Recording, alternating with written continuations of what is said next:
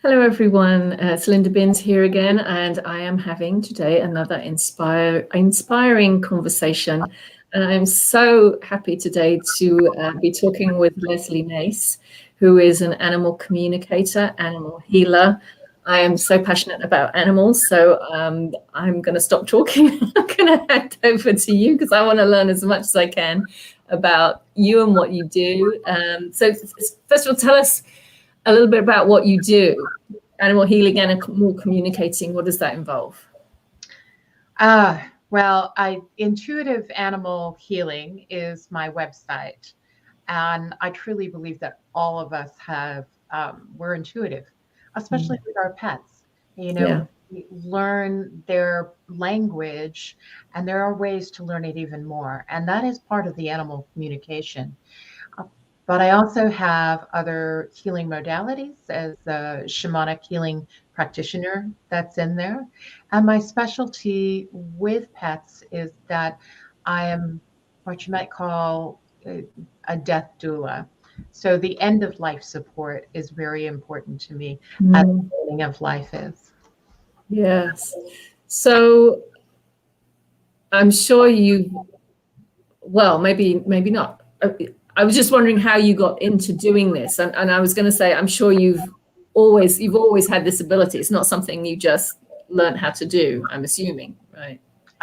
Then you are assuming correctly. And I think there are many of us who have always have talents and abilities, especially when we're young and we have no outside influence of society or anything, and our imaginative play takes us to different worlds. And Mm, when I was young, that the first kitten, I think I was 5 years old when my brother came home from the neighbor's house. We had just moved a couple of days into this place, and he came home with this straggly little kitten full of fleas and said, "Look what I have," And my mom was one of those who said she was raised in a farm, and she's just like, "It needs a bath before anything else. Give it a bath." So we did, and that's where that was my first teacher in many ways because mm, she was very much attached to me, and she was the mother kitten of so many other kittens, and I've shared my life with dogs and horses as well through the years. But those natural abilities really stayed there, and I'm thankful they kept there because there's many people who say, "Yeah, I lost that." You lost it when you went to school, or it didn't feel right to talk about what you did, so you kind of closed mm. it off. And so, yeah, and that way I was lucky. Yeah. And so at what point did you decide, okay, this is what I do, I'm going to do this as a business, really?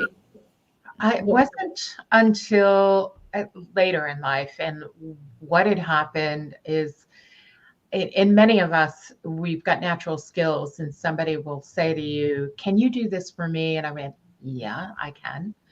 And I would help them out with an animal, or I would help them out with an old house, feeling the spirits that lived in there, or the land spirits on there. So I would do clearings and things like that. And I happened to a friend of mine said, "I want you to meet these people, come to their house. They've got a fascinating place." She's like, but it was a meeting that was a different type of meeting, and I met two other people. It's like I feel like there are stepping stones in life. So here's my friend said, "Come with me. I'm going to this meeting." I go with her to the meeting. We get there, and she says, "I told the owner that you would go through her house and let her know if there's any spirits in here." I was like, "Is this why we came early?" right. So then, the meeting starts, and this lovely couple were just starting shamanic training. Mm, And so that to me was truly where my heart was in healing and being connected with all nature and all abilities. And that was a vessel that kind of said, "Here is that space you've been looking for. Here is where you can develop your talents for animal communication, for healing, even deeper and a broader level. And I'm always expanding and looking and listening. So that happened, but it also wasn't until I think 2016 was a change for me. I've been working with people for over 30, 35 years, not as a business per se. And then when 2016 happened, there were a lot of things that switched and changed. And the message was very clear to me that it was time just to go online and help make an impact in a broader way to a bigger audience. That's beautiful. So many people need what you do. Anybody who loves animals, who has animals, I think can benefit from what you do. I mean, I feel like I've had connection with my animals. Where I sometimes have struggled, I think, is when emotions take over, because I think those can get in the way of a clear communication or a clear understanding of what they need or what they're wanting from you. And so I've really tried over the years to let go of that, and so that I can clear myself to allow myself to connect with them, to know what their needs are. That's so beautifully said. I have a program that I work with people called Finding Peace with a Pet's Passing. And I work with pet owners that have pets that are aging. You're getting up there to the senior pet, and pets who suddenly you've got a diagnosis that it's terminally ill. And then there's those who have had sudden death happen.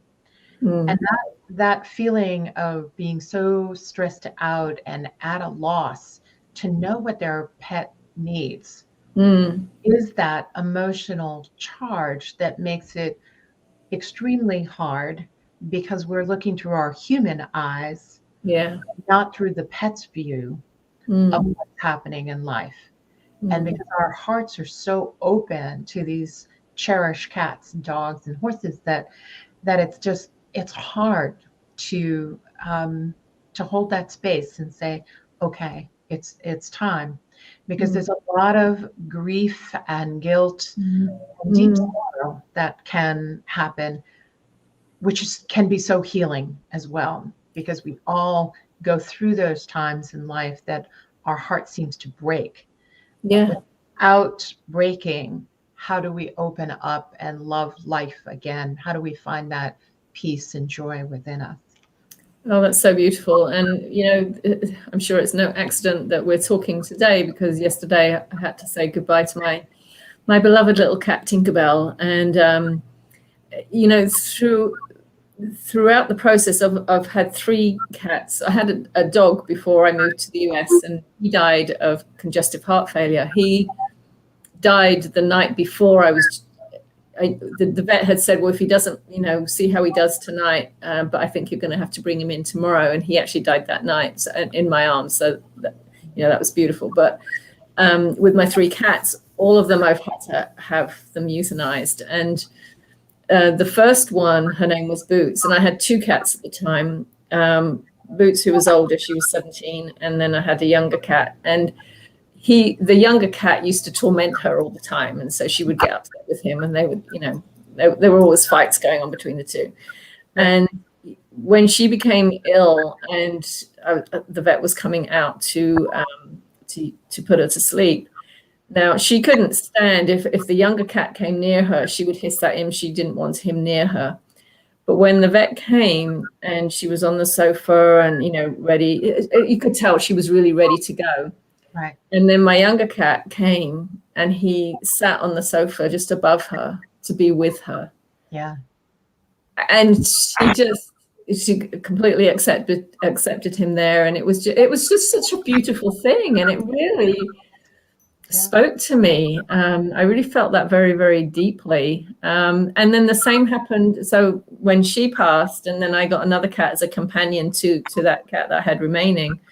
And then when he died, because he was older, and then I had Tinkerbell again, vet came out, Tinkerbell came, sat right next to him. You know, it's just like they wanted to be together. So I just realized that they see death completely differently They than we, do. don't they? Yeah. And I think that there's an important piece of what you're talking about right there. In our society as people, death is something that's kind of closed off behind closed. Mm.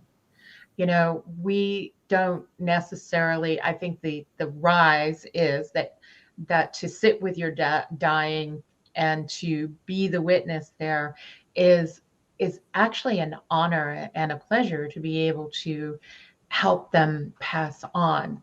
And so I'm hoping that that's easier transition for people. It's not Mm. clinical and it's not so clear sometimes. And there is that fear as to what really happens.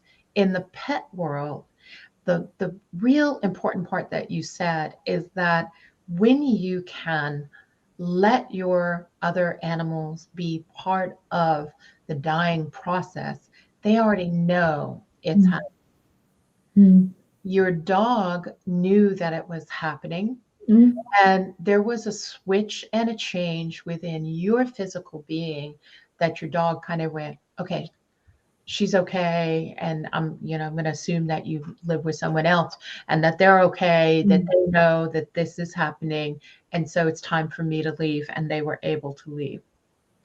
With the other part, with the cats, it's so telling that no matter what you think is going on, the fighting or the wrestling or the bugging, you know, all's put aside because of life. They're seeing and perceiving something different than we are when Mm. they observe another passing. But it is so helpful to them to be able to visualize it, to smell it, sometimes to touch the body. All of these things help them to go, okay, that, Mm. I they're gone, and it's okay. And cats, dogs, they all mourn the loss of another, whether it's human or another pet in the household. But it helps them to heal quicker when they can see that body. And Mm. times again, people move the body quickly out of the house, and there's a pet going, "What happened? Yeah. Where are they?" And it's a little bit of a disconnect sometime. And that's some of what I can help with people who've had that and weren't able to share that with a pet that's still home is Mm. after a pet is passed, then I do a journey to them. I do as being a psychic medium, I'm able to go through a shamanic journey to connect you to the other side. And that's the time where you can find some more comfort and understand what happened at that time and Yeah. have any questions. Well, and something you said, I think was very important. And, you know, so when you make the decision, okay, I'm going to bring the vet out, they're going to put my pet to sleep. There's so many emotions. There's, am I doing it at the right time? Have I left it too long? Should I am I doing it too soon? So you have all these things going around in your head. And so I had all those things going around in my head, and then I thought, you know what? I know her body is failing her, and what I'm able to do, and this is what you said, is give her the gift Yes. of ending that, allowing her to move on, Mm-hmm. rather than seeing it as oh my gosh, this is a terrible thing. To be able to appreciate the time I've had with her, and now I can give her this gift of ending this suffering and allowing her to move on. It's just such a beautiful way of seeing the whole process. It truly is. And in the work that I do to help people understand energetically, when you live with whether it's a person or an animal or even the environment outside your door there, your energy interacts with all the other entities in the house. So all your cats, all your dogs, all your other people. And your mood or your feelings are thoughts that generate out to everyone you share your life with. Yeah. And when you open your heart and you let that vibration come through, whether it's love or joy, compassion, even empathy, but I like to raise it up a little, with that bliss is not the right word, but when you raise it up and you feel that joy that you shared with that pet, they feel that too. Mm. And that's a comfort, because you are then able to, and I tell people, talk to your pets. Just talk to them, whether it's time for them to leave or just every day. I think the most noise in the house is my talking to my pets, so they're re, talking back. There's a meow going on. It's like she's trying to echolocate me. Where am I? Um, but that is a sense of communication, a big, Yes. big part of it. And you gave peace to that animal who said, okay, I know that my person is going to be okay. I know that I don't have to hold on any longer. Mm. I know that I can let go. And you're both kind of taking this and just allowing it to happen. Yeah. Well, and another thing I've observed for myself, and I don't know if this is true for everybody, but what I felt for myself is that each time one of my pets passed, it was like I was ready for a new chapter in my life, something new. So, for example, not this cat, but the previous one, we had been trying to sell our house for, so it was during a time when the housing market was not good. We had moved to Oregon. We were trying to sell our house in Idaho. Wasn't moving, and so it had been quite a long time. The day my cat died, we got an offer on that house. It's like, and that has kind of been a continuing theme throughout my life. It's like when one of them passes, something happens, new opportunity comes up. It's like, oh, okay, now she's ready for this next thing. Is that a common thing? It's more common than you realize. One of my clients who was so torn at her, it happened to be another cat. She was so torn as to whether it was time to let go of her cat or not. And the reason she couldn't let go after we talked for a while is that her cat came into her life, and then within months, she became ill. Mm. In a few more months, she lost her job. Within, 6, 8 months, she needed to move out of her apartment. She was still battling this illness. She ended up being homeless and staying at people's houses, just trying to recover. So this went on for a good 5 years or so for her, until the switch and change came, and she was starting to feel like, okay, I'm feeling much better. I can hold down a job. I'm earning money, and I'm just moved into my new space. And now my cat is really sick. And she was so guilt ridden that she didn't have enough time in a 5-year period to take her cat to the vet, that she said, how, if I had known, I would have tried anyway to get her well and to keep her here. She's been my lifesaver, my support through all of this. And what often happens is that our animals do come into our lives in certain parts. As I said, there are teachers, there are companions, they are our healers. And the way she described things is that she was healing through this process with this cat near. And now, this is not to make anyone feel guilty, but our animals take on some of that illness, that anxiety, that stress, and they take it into their own bodies. And it was reflecting in this cat's body. But the cat didn't feel any regret over any of that. The cat could care less whether it went to the vet. the cat knew that it was time to move on because she was stronger and on her way to healing, and that her job was done. And so, yeah, Beautiful. yeah, they're here to be a service to us as much as we are to them. Yeah. Yeah, I have really felt that. It's like each time they move on, it's because, they're ready to go. They've done what they came here to do, Right. and they know that I'm ready for the next phase, whatever that is. Yeah. It's such a beautiful thing, and such a beautiful way of understanding it. A completely different way of seeing things, which does bring you a lot of peace. And so, Yeah. the work that you do helping people get to that point where they can understand that must bring them so much peace.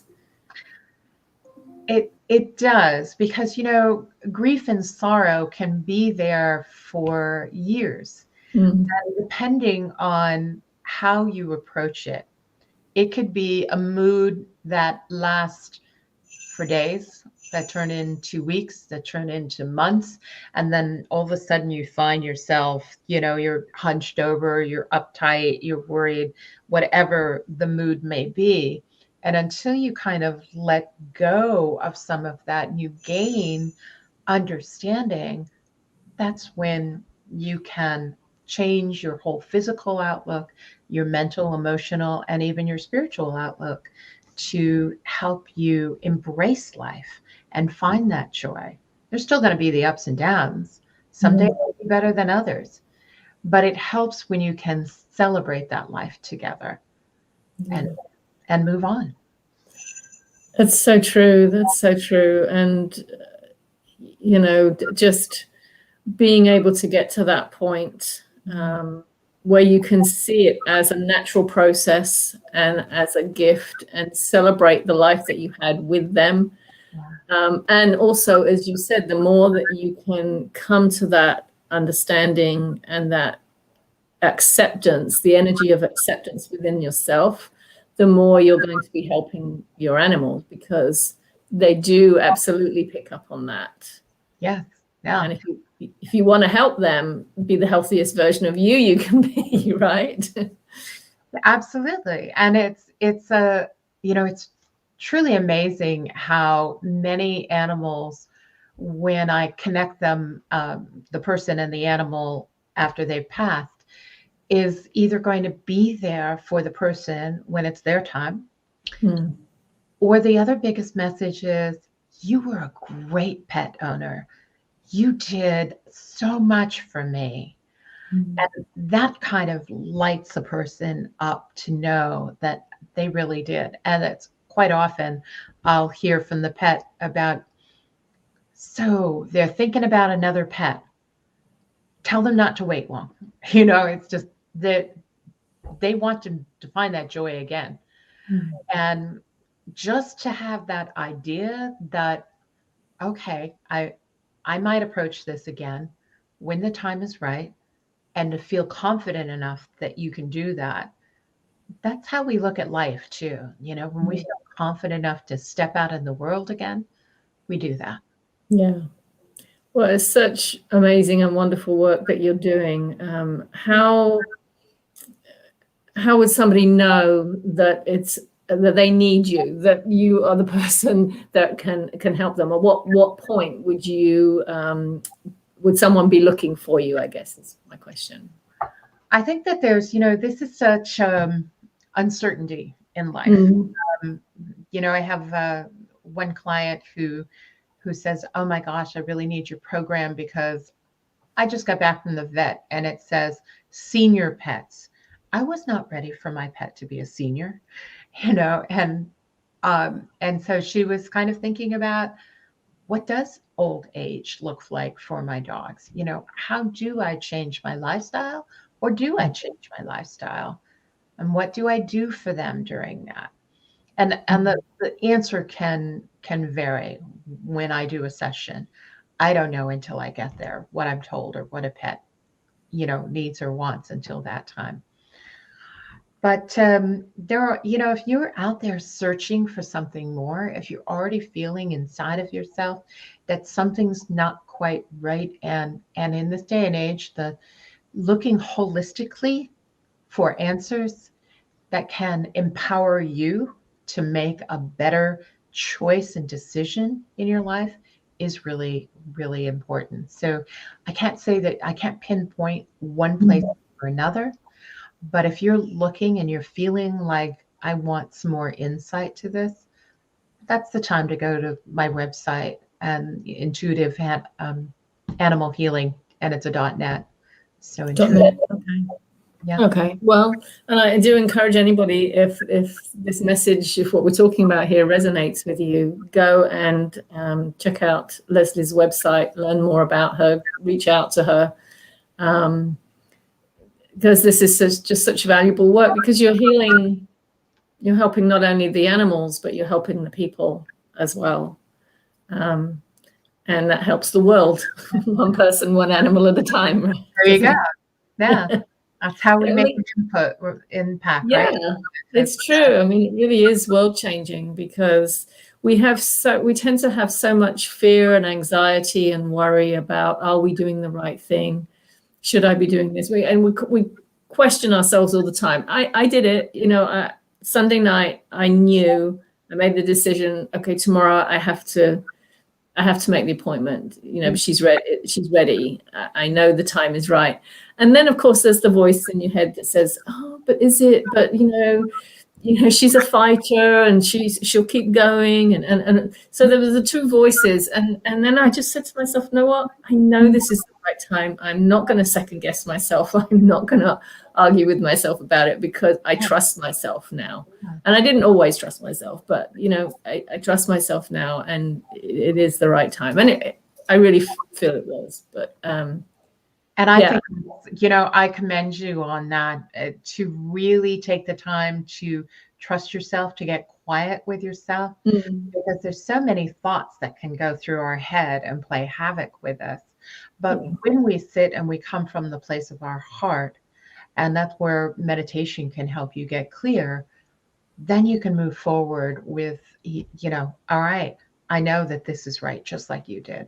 Yeah. That's a blessing. Well, so often we want to hold on, don't we? We don't want to let go. We don't want it to be time. And so we hold on, and that may not always be what's best for them either. So no, change is hard for many people. For many people it is, and I understand that. It used to be hard for me, but now I really do embrace it, even when it's uncomfortable. I mean, yesterday my heart was so heavy, I couldn't speak without crying. It was, and I just let myself do all of that. I just let myself be with that.